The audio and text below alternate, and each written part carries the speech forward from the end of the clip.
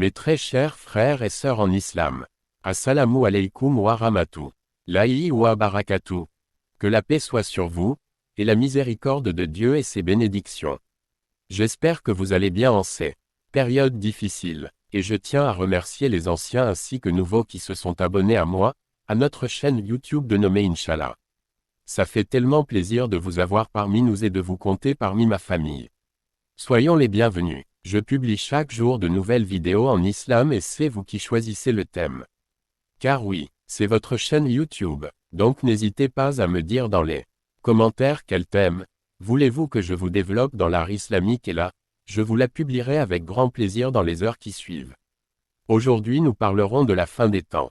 Elle sera marquée par de nombreux signes, petits et grands.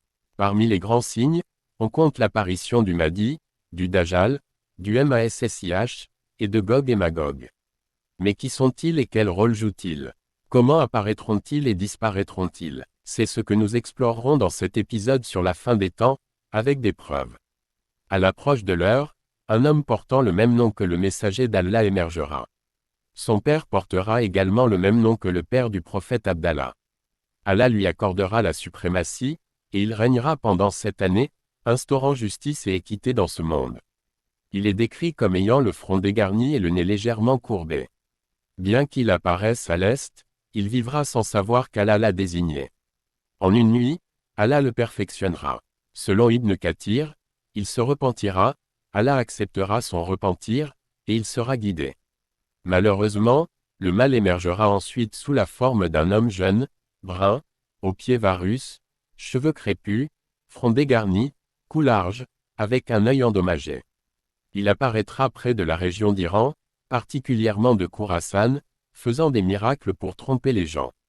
Le Dajjal tentera de convaincre les gens de sa divinité en faisant des miracles comme ressusciter des parents. Cependant, ses actions démontrent l'importance du Tawhid, l'unicité d'Allah dans la création. Le Tawhid sera la meilleure arme contre le Dajjal. Seuls quelques croyants échapperont à ces tromperies, et ensuite, Jésus descendra sur le minaret blanc à l'est de Damas. Il sera un signe pour la fin des temps, prouvant qu'il n'a pas été tué ni crucifié, réfutant les croyances erronées à son sujet. Gog et Magog, descendants d'Adam, seront libérés, provoquant des troubles mondiaux. L'invocation de Jésus sera la clé pour les arrêter. Ils sont un signe de la fin des temps, précédant la trompe, la destruction du monde, et le jour du jugement. Le prochain épisode détaillera le jugement dernier. Si vous avez relevé le défi de mémoriser les 2 premiers versets de la sourate Al-Kahf, je vous invite à mémoriser 3 versets de plus avant le prochain épisode. À très bientôt, Inch'Allah.